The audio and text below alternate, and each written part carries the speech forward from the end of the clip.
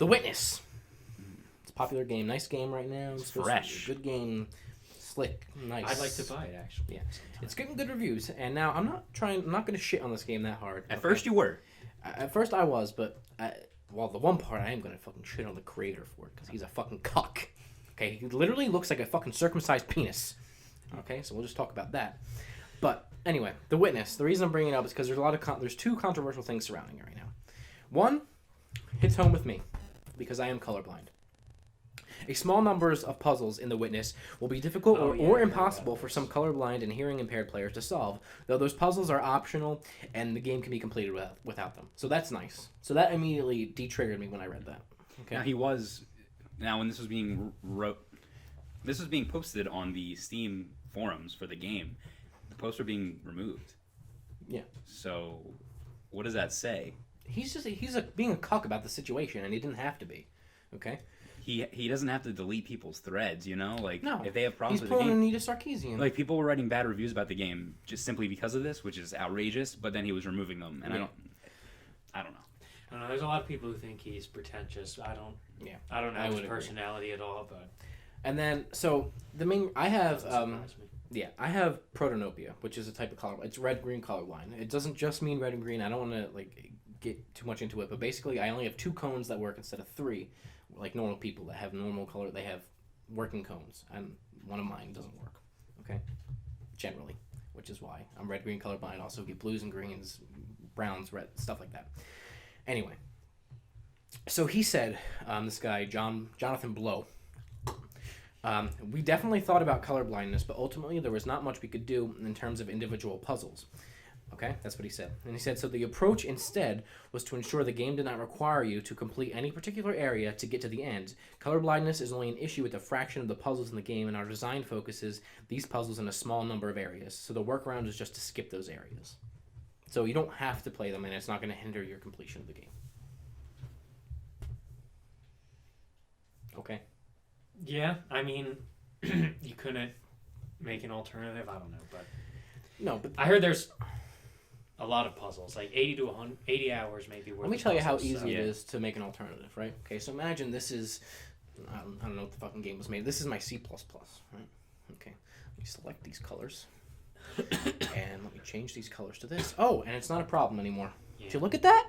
So you're saying all he had to do was change some colors around, and then you would have been okay? Yeah, it's because he used colors that are similar. When I look at it, I literally see, you know what I see? Nothing. You see someone clapping their hands? If I focus on one area, I see one color. If I focus on another area, I see another color. Okay. Or I can't see it at all. Yeah. You were telling me it looks like it's all like the same color. If you look at one color, every other color there, it looks like it's the same. Yeah. It's weird. Literally, he just had to change the colors. Yeah, or just, have an optional filter to put on for that specific puzzle. Yeah.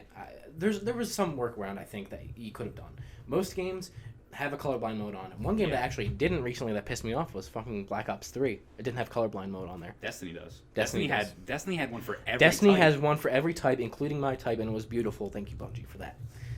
Anyway. Oh, I just fucking killed this. So, and then also with the hearing impaired thing, there's certain puzzles that require audio, so... Mm-hmm. Well, that's not that big a deal. That's just people. Yeah. I think that's reaching a little bit. Yeah, but you could probably look up the people who are hearing impaired or deaf, can't hear. You could probably look up a guide, I'm sure, or something like that to solve that. Well, you could say that for the colors as well, I'm sure. Or would you not? No, because the guide for the colors would be this. I couldn't see what he's. Well, what if they say because if they say the red one, you wouldn't know. Yeah. Still, I mean the hearing one's kind of different because. But I mean, I'm glad that they made it not optional, but the way that he handled it was stupid. Mm-hmm. And then moving on to another portion of this, 50 portions. Torrents. Torrenting the game. Yeah. So, The Witness is the #1 game on a certain popular torrent site. I'm assuming probably all of them. Probably the Pirate Bay or Kick-Ass. Pirate Bay, Kick-Ass, yeah. And then, this is a quote from the Blow himself. It seems The Witness is the #1 game on a certain popular torrent site. Unfortunately, this will not help us afford to make another game. Sad face emoticon, John Blow. Now, Stephen, you know how much it took to make this game, right? Didn't you tell us before? It was supposed to be a launch game on PS4. Yeah. Okay. I don't know, how much money... He put his own money into it, so... Didn't you say he used all the money from his previous game to, I believe that's the story, so I can understand... Well, any game creator would be mad if their game was being... True, but here's the thing. right? It's still number one on all platforms that it's sold on.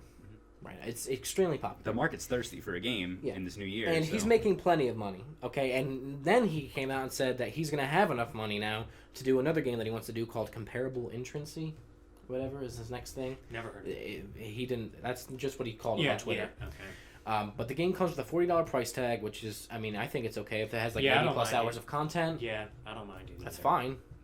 But, I don't know. Again, the way that he handled it, listen. If you like a game developer or a studio, whatever, absolutely support them. Don't torrent the game. Okay, I'll admit I have in the past torrented games because I didn't have the money to buy it then. But then, after I torrented it and I had the money, I went and actually purchased the game whether I was going to play it or not. And I'll be the first to say that I've torrented things and not purchased the final product ever. But so, like his game, I will torrent his game, and I will not give him money because I don't like him and I think he's a fucking cuck. Okay? This is Hapticast episode 5, Cuckfest, if you will. Okay. He's just so pretentious. Yeah, I think the problem with these topics we're talking about now isn't necessarily the topics themselves. It's him and it's the way he handles it. And the optics. Yeah, like he doesn't have to be like, oh, don't torrent my game. Like, if people torrent your game, they're gonna torrent your game. You saying anything about it isn't gonna stop them. I think he did say, to not to try to suck him off, but I think he did say that he's glad that more people are having the chance to play it. That's what you should care about. But I don't think I think he said it after he realized there was like a huge backlash from it, and I don't think he cared when he said it. Can't you make a version if it's torrented that like you can't do anything? Didn't Far Cry 4 didn't that have something? There's been a lot of games in the past. Shit or something like it would brick your game, like it would freeze. Yeah, there are ways around it. You could just do that. But, and I understand, like if you're a content creator, you're creating something, you want people to pay for it because it's hard work and to pay everybody else and all that, and I get that. But also to a point, you have to understand that some people don't have the money or whatever, but that your content's out there, people are enjoying it, and people have more of an opportunity to play it with torrenting. And they'll like you as a developer, and they'll buy more things of yours. Right. And if he does stuff that ruins his reputation, it's gone, and there's nothing. Yeah. There's literally, if you look at, for example, a really big, nice move, and that was in public eye recently, when Windows 10 released, Microsoft made it free because they said they don't want people to torrent it, but they want everyone to have access to it. So things like that, people are going to like you more. And Microsoft got sucked off for that because they literally said, we don't want people to torrent it. Cool. We want as many people to have it as possible. So everyone can have it for free.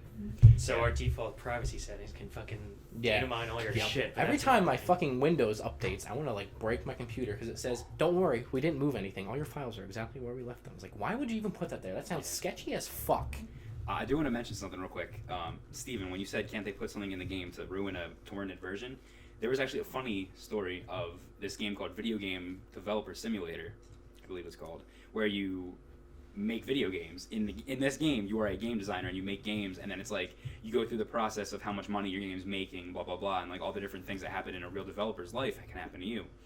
And if you torrented the game, your game got torrented that you made in this game, and you lost all your money, and that was their stipulation. That's clever, actually.